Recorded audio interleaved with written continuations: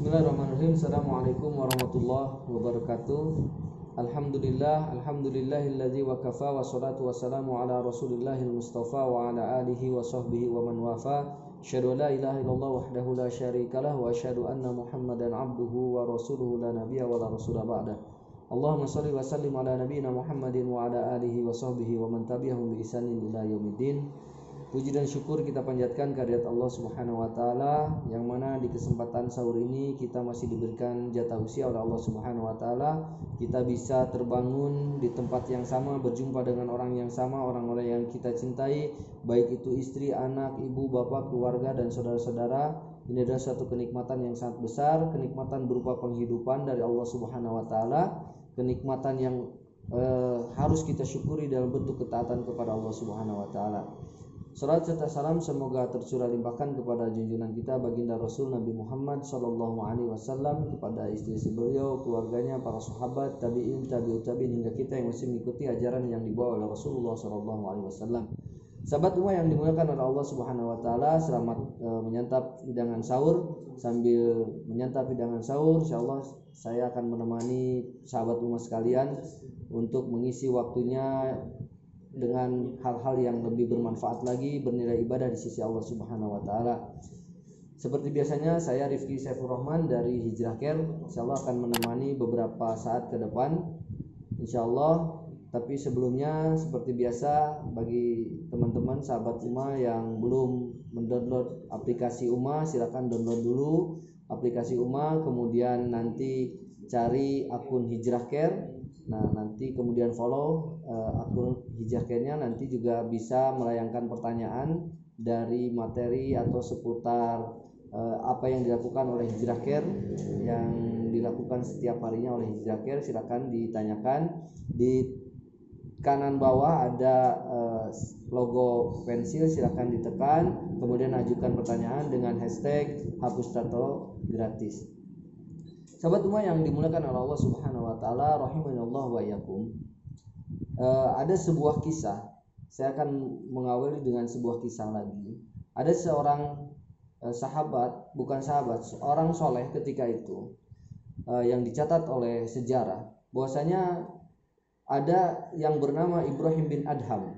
Ibrahim bin Adham itu adalah seorang yang dulunya memiliki masa lalu yang tidak diridhoi oleh Allah Subhanahu wa taala. Dia itu terlahir dari kalangan orang yang mampu, orang yang berkecukupan, punya kendaraan banyak, punya pekerja, karyawannya banyak. Kalau istilahnya sekarang, karyawannya banyak gitu.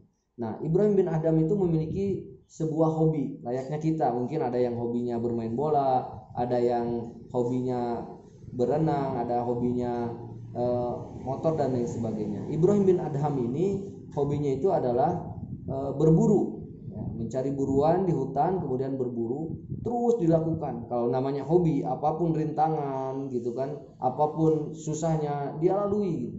Nah, suatu ketika Ibrahim bin Adham sedang berburu. Nah, ketika sedang berburu dengan khusyuknya, kemudian takdir Allah Subhanahu wa taala, beliau mendengarkan lantunan ayat firman Allah Subhanahu wa taala di dalam surat Al-Mu'minun ayat ke-115. Bahwasanya Allah Subhanahu wa taala berfirman, ketika berburu itu beliau mendengar firman Allah Subhanahu wa taala, "Afahasibtum annama khalaqnakum abasa wa annakum ilaina la turja'un." Nah, mendengar firman Allah Subhanahu wa taala ayat surat Al-Mu'minun ayat 115 ini, Ibrahim bin Adham seperti disambar petir di siang hari ketika mendengar firman Allah Subhanahu wa taala. Apa firman Allah Subhanahu wa taala? Afasibtum annama khalaqnakum abasa. Apakah kamu mengira bahwa kamu itu diciptakan oleh kami, Allah Subhanahu wa taala, oleh Allah Subhanahu wa taala secara main-main saja, kata Allah Subhanahu wa taala. Wa annakum ilaina la turja'un. Dan apakah kamu mengira bahwa kamu itu tidak akan dikembalikan kepada Allah Subhanahu wa taala? Akan dikembalikan kepada Allah Subhanahu wa taala. Nah, seketika itu Ibrahim bin Adham kemudian tersungkur bersujud kepada Allah Subhanahu wa taala. Kalau selama ini dalam perjalanan hidupnya sudah keluar dari fitrahnya, bahwasanya dulu itu kebanyakannya main, berburu, melampiaskan syahwatnya berupa hobinya itu berburu. Tidak beribadah, tidak banyak beribadah, fokusnya kepada urusan dunia. Materi banyak gitu, pekerjaannya banyak gitu, uangnya banyak gitu, kendaraannya banyak. Kalau sekarang ada Lamborghini mungkin, ada New Alphard mungkin, ada Ferrari dan lain sebagainya. Nah, Ibrahim bin Adham ketika itu tersadarkan oleh lantunan firman Allah Subhanahu wa taala. Entah dari mana ada suara itu. Kemudian Ibrahim bin Adham ketika itu merubah haluan hidupnya, merubah visi misi hidupnya dari main-main menuju ke tidak main-main. Jadi merubah visi misi hidup. Sahabat umat yang dimuliakan oleh Allah Subhanahu wa taala. Ini sebuah kisah asli terjadi ketika zaman dahulu para salafus ummah. Yang menjadi pelajaran sehingga sejarah mencatat bahwasanya Ibrahim bin Adham itu menjadi seorang ulama, ahli ilmu dan ahli ibadah. Masya Allah. Tidak semuanya orang itu ada ahli ilmu tapi tidak ahli ibadah. Ada ahli ibadah tetapi tidak ahli ilmu. Tetapi Ibrahim bin Adham ini adalah orang yang ahli ilmu dan ahli ibadah. Sahabat umum yang dimuliakan oleh Allah Subhanahu wa taala, maka Ibrahim bin Adham sekarang serius menggapai ridha Allah Subhanahu wa taala. Serius mengubah visi misi hidupnya. Setelah diubah visi misi hidupnya kemudian direalisasikan dalam kehidupan sehari-harinya. Sahabat umum yang dimuliakan oleh Allah Subhanahu wa taala, di waktu sahur yang mudah-mudahan diberkahi oleh Allah Subhanahu wa taala, Allah Subhanahu wa taala di dalam surat Al-Mu'minun ayat ke-115 ini menegaskan menjadi sebuah peringatan dan bantahan bagi siapa saja yang menganggap bahwa mereka itu diciptakan itu secara main-main saja. Jadi tidak sengaja Allah menciptakan kita, tidak serius, bukan seperti itu. Dan menepiskan anggapan bahwa mereka itu tidak akan dikembalikan kepada Allah Subhanahu wa taala. Kelak akan dikembalikan kepada Allah Subhanahu wa taala. Sahabat umma yang dimuliakan oleh Allah Subhanahu wa taala, Allah Subhanahu wa taala tidak akan membiarkan setiap orang itu berlalu begitu saja. Kelak akan dimintai pertanggungjawaban. Sebagaimana Allah Subhanahu wa taala berfirman di dalam surat Al-Qiyamah ayat ke-36. Ayat ke-36. A'udzubillahi minasyaitonir rajim. Ayahsabul insanu ayyutraka sudah. Allah Subhanahu wa taala berfirman, apakah manusia mengira bahwa ia akan dibiarkan begitu saja tanpa pertanggungjawaban kepada Allah Subhanahu wa taala? Kelak akan dimintai pertanggungjawaban atas amalan yang kita lakukan. Amalan kita sejak mulai dicatat dari kita melakukan amalan, baik itu amalan yang baik, amalan buruk, kelak akan dimintai pertanggungjawaban di hadapan Allah Subhanahu wa taala. Layaknya seperti pekerjaan, seorang karyawan di akhir tahun akan memberikan laporan LPJ, laporan pertanggungjawaban, atau misalkan mahasiswa di akhir pembelajaran akan dimintai laporannya, baik itu berupa skripsi, tesis dan lain sebagainya, nanti berupa nilai. Atau anak-anak sekolah baik SD, SMP, SMA ada dengan nilai rapot dengan ada misalkan UAS, UAN dan lain sebagainya, dimintai laporan pertanggungjawabannya selama masa melakukan kegiatannya itu. Pun manusia seperti itu kelak akan dimintai pertanggungjawaban di hadapan Allah Subhanahu wa taala. Sahabat umat yang dimuliakan oleh Allah Subhanahu wa taala, maka dari itu kita harus bisa kelak memberikan laporan di hadapan Allah Subhanahu wa taala. Memberikan laporan apa yang telah kita lakukan. Tangan yang kita punya digunakan untuk apa? Mata, hidung, telinga, seluruh anggota badan. Perilaku kita akan dimintai pertanggungjawaban di hadapan Allah Subhanahu wa taala. Sahabat umat yang dimuliakan oleh Allah Subhanahu wa taala, rahimanallahu wa iyyakum. Maka dari itu visi misi hidup kita tuh harus jelas. Kita ini hidup di dunia mau apa? Mau seperti apa? Mau jadi apa? Maka ditentukan oleh visi misi hidup. Apalagi sekarang kita berada di sebuah zaman yang penuh dengan fitnah. Sebagaimana Rasulullah SAW bersabda di dalam sebuah hadis, Badiru bi'a'mali fitanan. Bersegeralah melakukan amal soleh sebelum datangnya fitnah. Fitnahnya seperti apa? Kakito'in lailil muzlim. Fitnahnya itu seperti fitnahnya malam yang gelap gulita. Saking gelap gulitanya tidak terlihat fitnah itu. Jadi bersegera melakukan amal soleh sebelum datangnya fitnah. Yang sangat kita tidak bisa melihat fitnah itu, seolah-olah itu bukan ujian dari Allah Subhanahu wa taala. Kakito'in lailil muzlim. Yusbihu rajulan mu'minan. Pagi hari seorang itu bisa dalam keadaan beriman, wa yumshi kafiran. Dan sorenya atau petangnya dia melakukan kekafiran. Nauzubillah summa nauzubillah. Kemudian sebaliknya, au yumsi mu'minan wa yusbih kafiran. Atau sebaliknya, sorenya dia beriman kepada Allah Subhanahu wa taala, paginya dia kafir kepada Allah Subhanahu wa taala. Kenapa bisa seperti itu? Saking dahsyatnya fitnah akhir zaman. Karena mereka apa? Badiru yabi'u dinahu bi ardin minad dunya. Mereka itu menjual kehidupan agamanya, kehidupan akhiratnya untuk sekeping dunia, secuil dunia saja. Terlalaikan karena visi misi hidupnya tidak jelas. Sahabat umat yang dimuliakan oleh Allah Subhanahu wa taala. Bayangkan, keimanan itu bisa lebih rendah daripada semangkok atau sepiring nasi goreng. Kalau kita beli nasi goreng tadi maghrib sehabis buka misalkan, entah itu makanan apa yang siap saji, dibelilah maghrib, nanti sahur masih bisa dimakan. Tapi keimanan seseorang saking dahsyatnya fitnah di akhir zaman, tadi sore masih beriman, paginya bisa jadi kafir. Nauzubillah subhanallah. Saking dahsyatnya fitnah di akhir zaman, menjual kehidupan akhiratnya, menjual agamanya untuk sekeping atau secuil dunia yang kelak akan kita tinggalkan. Sahabat umat yang dimuliakan oleh Allah Subhanahu wa taala. Nah, kalau kita tidak merubah visi misi hidup kita dari main-main kepada tidak main-main, maka kita akan mendapatkan sebuah jalan yang harus kita lalui. Jalan yang mungkin itu jalannya ditawarkan oleh syahwat, oleh setan, oleh sesuatu yang memang mendatangkan murka Allah Subhanahu wa taala, bukan mendatangkan ridho Allah Subhanahu wa taala.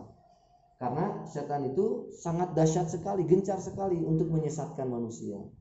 Nah, maka dari itu kita harus segera mendekat kepada Allah Subhanahu wa taala, segera menyambut hidayah dari Allah Subhanahu wa taala.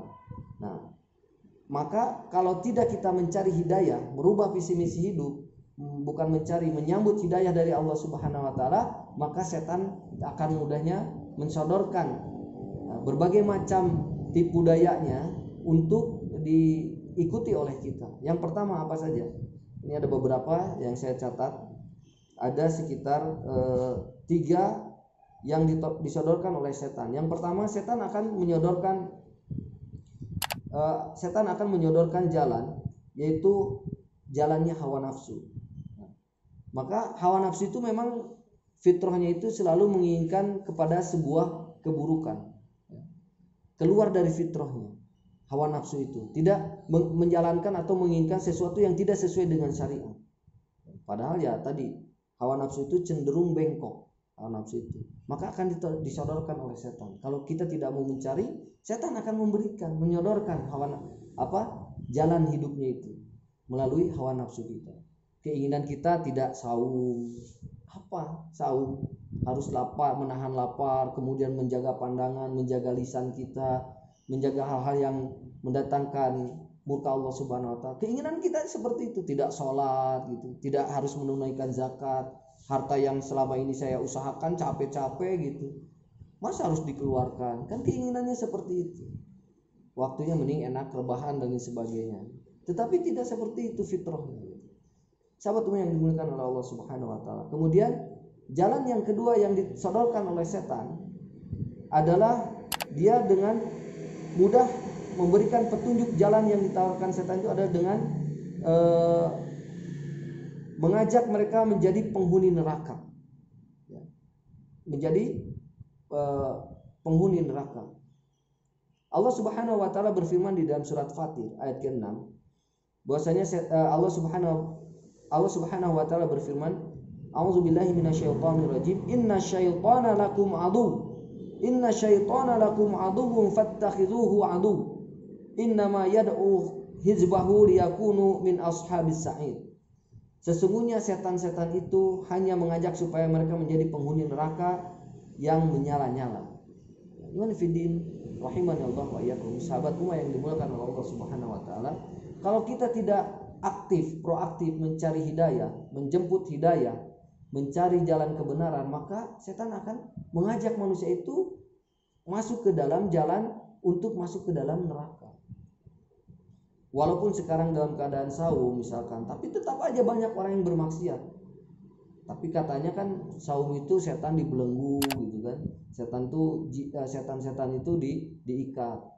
Kenapa masih banyak orang yang bermaksiat?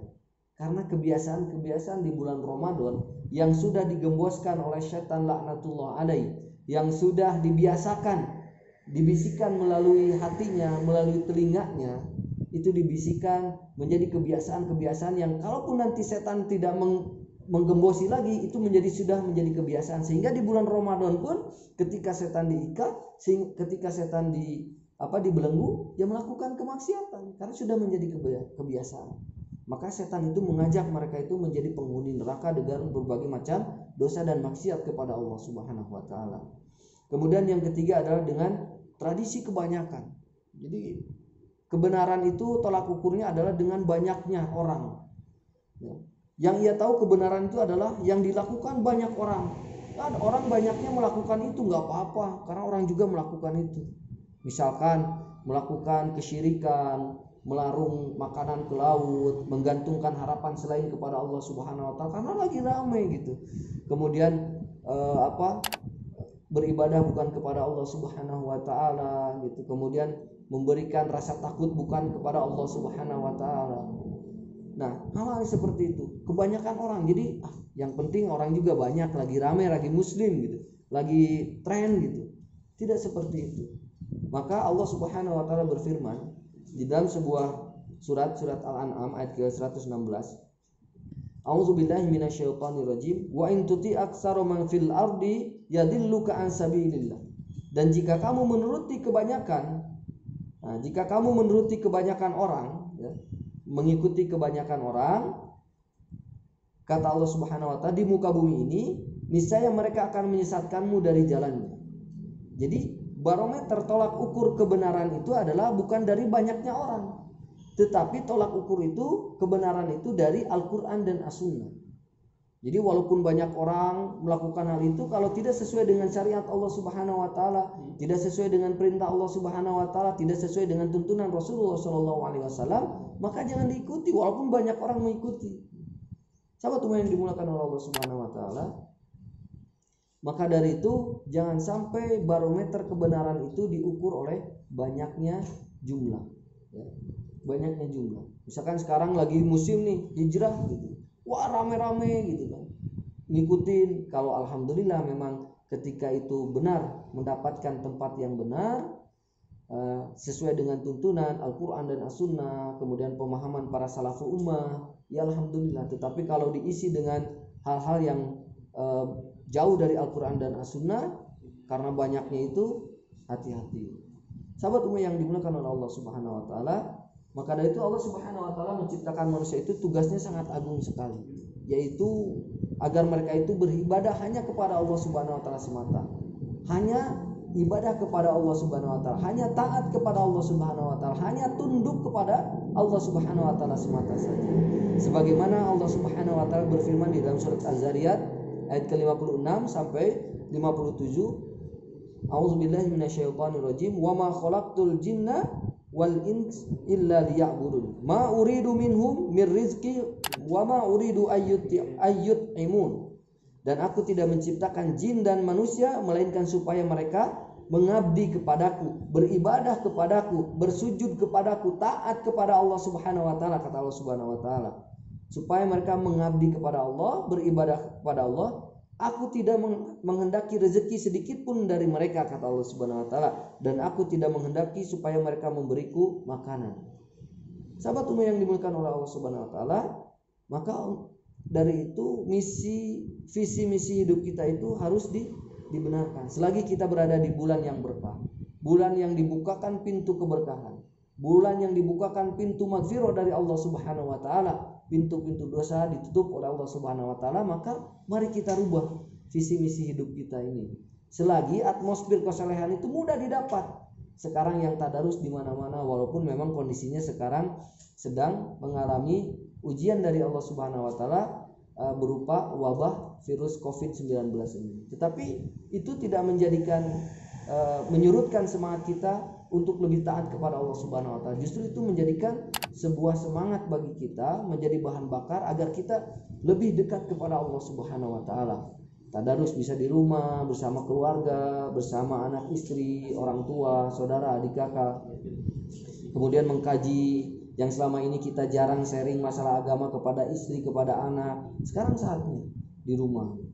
Sahabat umma yang dimuliakan oleh Allah Subhanahu wa taala, maka dari itu jangan sampai kelak kita menghadap Allah Subhanahu wa taala untuk memberikan laporan atas kinerja kita tidak mampu memberikan laporan yang baik. Karena Allah Subhanahu wa taala berfirman di dalam surat Al-Kahfi ayat ke-49, "Wa wudi'al kitabu fataral mujrimina mushfiqina mimma fihi wa yaquluna ya wailata ma li hadzal kitab la yughadiru saghiratan wala kabiratan illa ahsaha wa wajadu ma amilu hadira wa la yuzlimu rabbuka ahada." Allah Subhanahu wa taala mengingatkan kepada kita di dalam surat Al-Kahfi ayat ke-49 ini adalah bentuk sebuah kekagetan manusia kelak di hadapan Allah Subhanahu wa taala ketika dimintai pertanggungjawaban di hadapan Allah Subhanahu wa taala. Apa bentuk kekagetannya? Yaitu manusia itu kelak di hadapan Allah Subhanahu wa taala akan berkata, "Wa yaquluna ya wailata ma li hadzal kitab." Duhai celakalah kita. Duhai celakalah kami. Kitab apa ini? Katanya. La yughadiru saghiratan wala kabiratan illa ahsaha. Tidak ada catatan yang kecil atau yang besar, semua tercatat rapi. Masya Allah. Yang kecil yang besar tercatat rapi. Kalau sekarang manusia melakukan audit dari kinerja atau perusahaan, uang dan lain sebagainya, itu mungkin ada gecloknya, ada salahnya, ada yang tidak masuk di dalam daftarnya dan lain sebagainya, ada kesalahan. Tetapi di hadapan Allah Subhanahu wa taala semuanya tercatat dengan rapi. Maka mereka mengatakan, "Ya wailata ma li hadzal kitab." Duhai celakalah kami. Kitab apa ini? La yughadiru saghiratan wala kabiratan illa ahsaha wa wajadu ma amilu hadira. Kata Allah Subhanahu wa taala, ya mereka itu mendapati apa yang telah mereka kerjakan tertulis dengan rapi. Masya Allah. Sahabat umat yang dimuliakan oleh Allah Subhanahu wa taala, apa yang kita lakukan, amalan yang kita lakukan dari A sampai Z semua terekam di dalam CCTV Allah Subhanahu wa taala. Kalau sekarang CCTV misalkan harddisknya hanya 1 tera, misalkan 500 giga atau 2 tera dan lain sebagainya, berbatas. Tetapi CCTV-nya Allah Subhanahu wa taala, harddisknya itu unlimited. Semua tersimpan rapi, tercatat yang kelak akan dimintai pertanggungjawaban di hadapan Allah Subhanahu wa taala, akan dihadirkan aib-aib kita, nauzubillah summa nauzubillah.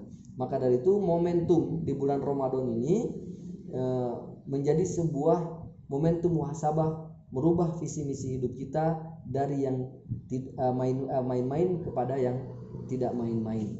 Mudah-mudahan Allah Subhanahu wa taala memberikan kekuatan kepada kita agar memberikan kekuatan untuk bisa merubah visi misi hidup kita. Itu saja, mungkin sekarang kita masuk ke tanya jawab. Ada beberapa mungkin yang masuk tanya jawab. Sudah ada yang masuk tanya jawab dari sahabat Umar, Bujang Petualang. Masya Allah, ini bujang yang selalu berpetualang ya. Sudah saatnya petualangannya itu adalah mencari ridho Allah Subhanahu wa taala, dan bujangnya harus segera diakhiri karena sudah akhir zaman. Masa tidak menikah ya? Nikah itu merupakan sunnah Rasulullah SAW. Pertanyaannya dari Bujang Petualang, saya sudah mencoba berhijrah tetapi terkadang tergoda untuk kembali ke masa lalu yang kelam. Bagaimana cara agar istiqomah? Ya, agar tetap istiqomah yaitu mencari lingkungan yang soleh. Atmosfer kesolehan itu dicari. Karena kalau lingkungannya masih tidak baik, kalau lingkungannya masih melakukan kemaksiatan, kezoliman dan dosa-dosa, maka kita akan mudah terbawa. Maka cari teman-teman yang soleh. Cari teman-teman yang soleh, lingkungan yang soleh, datangnya ke masjid, kemudian mempelajari Al-Quran, mempelajari hadis-hadis Rasulullah SAW, kemudian cari sahabat itu yang bisa mengingatkan kita kepada sesuatu yang mendatangkan ridho Allah Subhanahu wa taala. Itu mungkin agar kita tidak tertarik kepada masa kelam, karena ya tadi lingkungan itu harus dibentuk agar lingkungan itu selalu mengingatkan kita kepada kebaikan. Wallahu a'lam bishawab.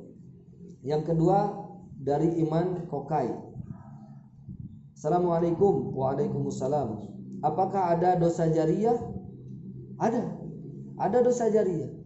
Kalau kita selama ini mengetahui tentang amal jariah, yaitu amal yang bisa dilakukan, yang kemudian ketika kita tidak melakukan tetapi kita mendapatkan pahala dari amal yang kita lakukan. Dosa pun sama, dosa jariah. Ketika kita melakukan sebuah dosa kemudian menjadi influence kita itu dari pelaku dosa-dosa berikutnya, menjadi contoh, kemudian diikuti oleh orang-orang, maka dosa itu menjadi jariah bagi kita. Diikuti oleh orang-orang, maka dosanya pun mengalir kepada kita. Istilahnya kalau saya sering mengatakan, kalau amal soleh itu passive income, kalau dosa pun sama passive income. Dia tidak melakukan tetapi dia mendapatkan atas pahala atau nauzubillah dosa-dosa yang dilakukan. Kalau pahala baik misalkan ketika dia beramal jariah, memberikan contoh tentang kebaikan, mengajak kepada ngaji ketika orang itu mau ngaji, kemudian mengikuti terus, mengalir masuk passive income. Seperti di dalam bisnis, kitanya nggak bekerja tapi uang bekerja untuk kita. Ketika saya mengikuti seminar bisnis, bagaimana kita ini harus dulu ketika itu jangan kita ini bekerja untuk uang, tetapi uang bekerja untuk kita. Nah ini amal soleh pun sama seperti itu. Jadi amal solehnya itu harus amal soleh bekerja untuk kita, ngalir terus. Dan dosa pun hati-hati, jangan sampai dosa itu dosa jariah. Kita mencontohkan kemudian orang mengikuti. Nauzubillah summa nauzubillah. Hati-hati. Mudah-mudahan Allah Subhanahu wa taala menjaga kita dari amalan-amalan dosa jariah. Dosa kita juga sudah cukup berat bagi kita untuk di hadapan Allah Subhanahu wa taala, apalagi ini jariah. Nauzubillah summa nauzubillah. Pertanyaan yang ketiga dari Encang Arif. Dari Encang Arif, Assalamualaikum. Waalaikumsalam warahmatullahi wabarakatuh. Ustadz, mohon masukannya agar bisa hidup tenang dunia akhirat. Nah, masukannya agar bisa tenang hidup dunia akhirat adalah ya kembali kepada Allah Subhanahu wa taala, perbaiki ketauhidan kita kepada Allah Subhanahu wa taala. Perbaiki dulu tauhid kita kepada Allah Subhanahu wa taala, kemudian baca Al-Qur'an sebagai petunjuk hidup, kemudian baca sirah-sirah Rasulullah sallallahu alaihi wasallam yang kemudian dijadikan sebuah sunnah, kemudian diaplikasikan dalam kehidupan kita sehari-hari. Kemudian goyah itu apa, tujuan hidupnya itu harus jelas. Apa tujuan hidup kita? Visi misi hidup tadi. Visi misi hidupnya apa? Tulis dulu supaya kita tenang. Oh, visi misi hidup ini, saya ini mendapatkan ridha Allah Subhanahu wa taala. Kemudian ketika mau menggapai ridha Allah Subhanahu wa taala, hal apa saja yang bisa mendapatkan ridha Allah Subhanahu wa taala. Jadi fokus, terarah gitu. Tidak kesana kemari. Kenapa kita tidak tenang? Karena kita tidak tahu, tidak jelas visi misi hidup kita ini. Mau kemana kita ini? Tidak jelas. Ya, maka tidak tenang. Kalau ingin tenang, perbanyak zikir kepada Allah Subhanahu wa taala, memohon ampunan kepada Allah Subhanahu wa taala, berdoa agar dikuatkan di dalam proses beribadah kepada Allah Subhanahu wa taala. Wallahu a'lam bishawab. Yang keempat dari Faya. Apakah ujian wabah saat ini adalah cara Allah untuk mendekatkan hambanya agar lebih mencintai Allah Subhanahu wa taala? Ya, tentunya. Ini sudah jelas di dalam sebuah firman Allah Subhanahu wa taala ketika Allah mengirimkan mengutus sebuah tanda kekuasaan Allah Subhanahu wa taala, baik itu berupa gempa, baik itu berupa bencana alam, baik itu berupa sesuatu yang tidak kita inginkan. Tujuannya untuk apa? Agar kita itu kembali mengingat kepada Allah Subhanahu wa taala, betapa lemahnya kita ini, betapa butuhnya kita ini kepada Zat yang Maha menciptakan, Zat yang Maha memiliki kekuasaan, yaitu Allah Jalla Jalaluhu. Maka ya ini agar hambanya ini kembali kepada Allah Subhanahu wa taala. Allah ini ingin kalau hambanya ini kembali memuji-muji, memuja-muja, kemudian menyebut nama-nama Allah Subhanahu wa taala yang termaktub di dalam Asmaul Husna misalkan. Ingin Allah Subhanahu wa taala hambanya setelah sekian lama sudah diingatkan tetapi tidak ingat-ingat, maka Allah berikan peringatan dengan peringatan yang keras. Mungkin sudah banyak peringatan itu dari teman kita, dari saudara kita, dari keluarga kita, dari lingkungan, tetapi kita tidak merespon, dari para asatid misalkan. Tetapi kita tidak mau kembali kepada Allah, maka Allah berikan bentuk kasih sayangnya itu dengan teguran yang sedikit agak keras, sesuatu yang tidak kita inginkan. Agar apa? Agar mereka kembali kepada Allah Subhanahu wa taala. Mungkin itu untuk pertanyaan dari Faya. Memang sebuah wabah ini agar manusia kembali kepada Allah Subhanahu wa taala. Tiada lain, memang untuk kembali mengingat kepada hakikat fitrah yang sebenarnya. Wallahu a'lam bishawab. Yang kelima, pertanyaan dari Anjay. Anjay, mungkin ini dari India, enggak tahu, wallahu a'lam bishawab ya. Anjay, asal jangan plesetan dari bahasa yang tidak diinginkan ya. Nauzubillah summa nauzubillah. Nas'alullah al-afiyah. Dari Anjay, visi misi hidup yang ideal menurut Islam itu bagaimana, Ustaz? Visi misi hidup yang ideal itu adalah sebagaimana yang sudah dijalankan oleh Rasulullah SAW. Visi misi hidupnya yaitu ibadah kepada Allah Subhanahu wa taala. Ya, ibadah. Visi misi hidupnya itu inna sholati wa nusuki wa mahyaya wa mamati lillahi rabbil alamin. Itu visi misi hidup. Udah jelas. Sesungguhnya inna sholati, sholatku, wa nusuki wa mahyaya wa mamati, ibadahku, hidupku dan matiku hanya Allah, untuk Allah Subhanahu wa taala. Itu visi misi hidup yang ideal itu seperti itu. Semuanya, adapun dunia yang diberikan, tidak apa-apa kita kaya, tidak apa-apa. Tapi bagaimana dengan kekayaan itu bisa menjadi wasilah dari datangnya ridha Allah Subhanahu wa taala. Dari datangnya Allah Subhanahu wa taala memberikan rahmat, maghfirah kepada kita. Silakan kaya, tidak apa-apa, harus bahkan. Tetapi dengan kekayaan itu menjadikan bagi diri kita lebih dekat kepada Allah Subhanahu wa taala. Kita harus pintar, harus pintar, tapi bagaimana dengan kepintaran yang kita miliki, baik itu dalam urusan agama, urusan din, atau dalam urusan-urusan yang umum. Kita pintar dalam perkara misalkan urusan kedokteran, teknik, kemudian dan lain sebagainya.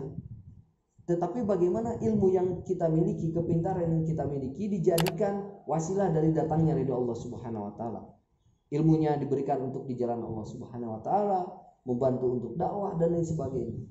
Maka ya tadi, visi misi yang ideal itu adalah visi misi bahwasanya kita itu beribadah kepada Allah Subhanahu wa taala untuk menggapai kenikmatan berupa surganya Allah Subhanahu wa taala.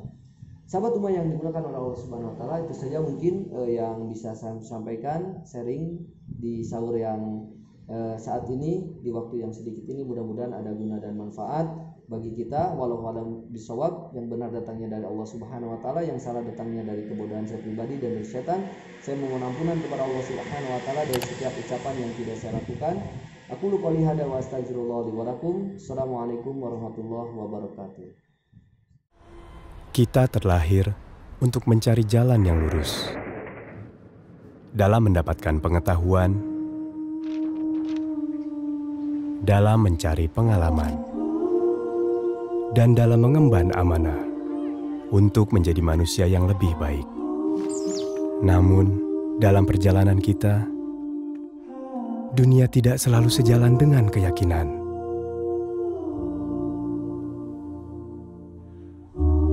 Zaman mendatangkan beragam pilihan, namun yang baik untuk kita tidak selalu jelas di depan mata.